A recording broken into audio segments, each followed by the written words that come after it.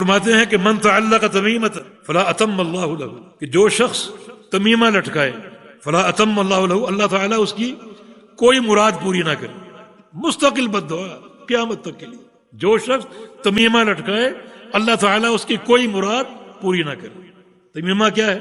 تمیمہ منکے وغیرہ، موتی منکے، یا پھر تمیمہ کاغذ پر لکھی ہوئی تحریر ہو جس کو اب تعویذ کہتے ہیں. جو شخص تمیمہ لٹکائے اللہ تعالیٰ اس کی کوئی مراد پوری نہ کرے. تو پیغمبر علیہ السلام کی مستقل یہ بد دعا کہ اللہ رب العزت تمیمہ لٹکانے والے کی کوئی مراد پوری نہ کرے. پیارے پیغمبر محمد رسول صلی اللہ علیہ وسلم اس کو اور ایسے لوگوں کو قیامت تک کے لیے مستقل یہ بد دعا دے رہے ہیں. تو بڑی شدید وعید ہے. وجہ کیا ہے؟ وجہ یہ ہے کہ اس شخص کا اعتماد اس تمیمہ پر ہے، اس سیپ پر ہے، حصول خیر کے لیے اور دفع شر کے لیے. حالانکہ توحید کا تقاضا یہ ہے کہ خیر مطلوب ہو تو اللہ سے مانگو، اور شر سے اگر بچاؤ مقصود ہو اور شر کو ٹالنا مقصود ہو تو بھی اللہ تعالیٰ سے. یہ توحید ہے.